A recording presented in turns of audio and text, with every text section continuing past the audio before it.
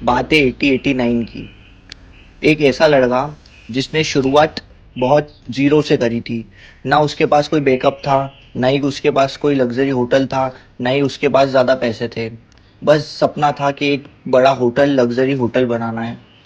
बहुत टाइम तक उनने स्ट्रगल करा, सोचा कि मुझे बड़ा होटल बनाना है, रिस्क लिया। उनके पास ना ही कोई बड़ा सेटअप था, ना ही बड़ा कोई बैकअप था, ना ही ज़्यादा पैसे थे। बस उनके पास दिमाग में एक चीज़ थी, या तो कुछ बड़ा करना है या परिस्थिति को बदलना है। उनके पास दो ही ऑप्शन थे और दो ही ऑप्शन में से उन्होंने दूसरा ऑप्शन चुना कि परिस्थितियों को बदलना है। आज अपन सुनते हैं ओबरॉय होटल का नाम, तो अपने दिमाग में सबसे पहले क्या आता है? लग्जरियस होटल, लग्जरी रूम, अच्छी सर्विस, ये चीज़ अपने दिमाग में आती है। पर उसके पीछे का स्ट्रगल नहीं पता अपने को। उसके पीछे का स्ट्रगल है मोहन सिंह ओबरॉय। ये ऐसे इंसान हैं जिनने पूरी लग्जरी होटल में ना मतलब जो जो लग्जरी होटल में नाम आते हैं, सबसे पहले इनका नाम आता है। तो इनके पीछे की कहानी हम जानने वाले हैं। लाइक शेयर सब्सक्राइब जरूर करना, आप नए आए हो तो। कहानी बहुत दिलचस्प है, सुन के जाइएगा पूरी। रास्ता आसान नहीं था। मोहन सिंह ओबरॉय का जन्म 1889 में हुआ था और उनकी कम उम्र में ही उनके पिता का निधन हो चुका था। जिम्मेदारी उनके कंधे पे आ चुकी थी और उन्हें पूरी पढ़ाई करने के बाद नौकरी की तलाश में वो भटक रहे थे। उसके बाद उस टाइम इंडिया में इतना डेवलपमेंट नहीं था, इतनी नौकरी की अपॉर्चुनिटी नहीं थी। पर एक दिन वो पहुंचे शिमला, शिमला के होटल इंडस्ट्री में पहुंचे। और आप सोचते होंगे कि वो मालिक बन के पहुंचे होंगे, नहीं।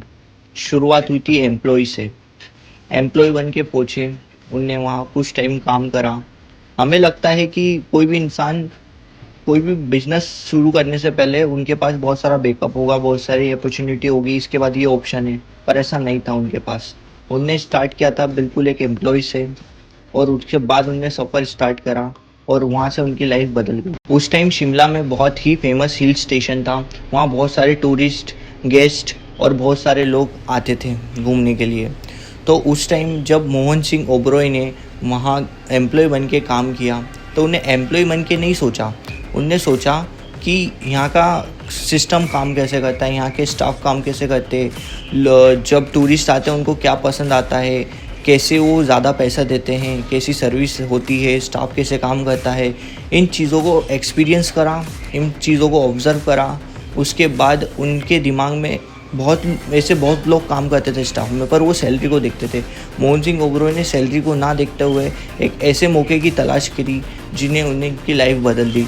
उनकी इस दिमाग में सोच, एक्सपीरियंस, ऑब्जर्वेशंस, ये चीज़ों से उनने एक बड़े मौके की तलाश जारी करी।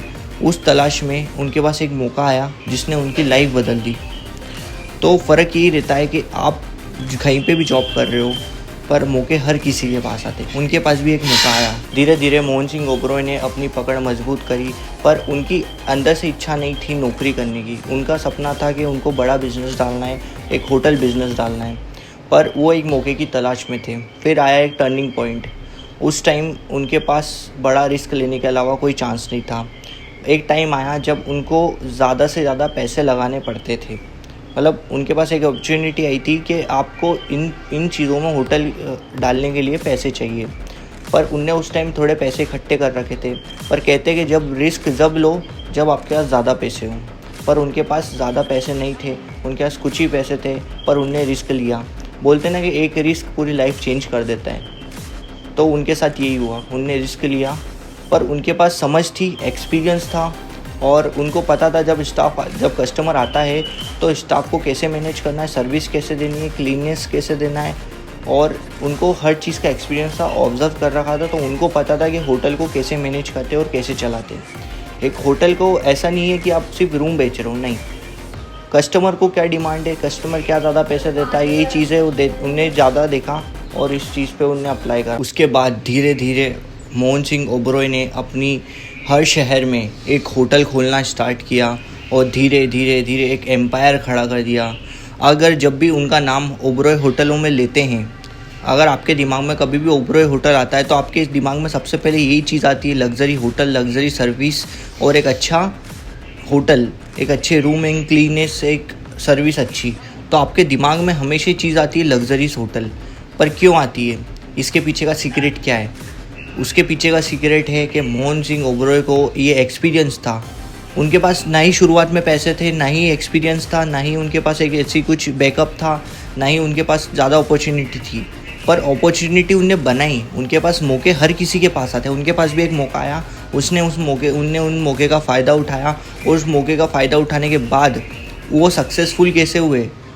कोई तो सीक्रेट था उनका, कुछ सीक्रेट नहीं था, उनके पास था एक्सपीरियंस, कस्टमर को ऑब्जर्व करने का तरीका, उनको पता था स्टाफ को कैसे हैंडल करना है, उनको सर्विस कैसी देनी है, रूम को कैसे अच्छा रखना है, एक लग्जरी ब्रांड कैसे बनाना है, उनको सब पता था। ये चीज़ उनने अप्लाई करी और ये चीज़ करते करते करते उनने एक अच्छा होटल ब्रांड बनाया। आज उनका नाम, अगर ओबरॉय होटल का नाम लिया जाता है तो सबसे पहले उनके लग्जरियस होटल में नाम आता है। ऐसी चीज़ों में उनने नाम कमाया जिसमें जहाँ कोई नहीं देख रहा था उस टाइम, उन चीज़ों में उनने ऑब्ज़र्व किया। पर उनके सामने अपॉर्चुनिटी बहुत सारी आई थी, कंपटीशन बढ़ रहे थे, इकोनॉमी का उनको था कि इकोनॉमी बढ़ रही है। उसके बाद फिर उनने चीज़ों को ऑब्ज़र्व करा, मार्केटिंग करी और उसके बाद ही उनने इतना अचीव करा।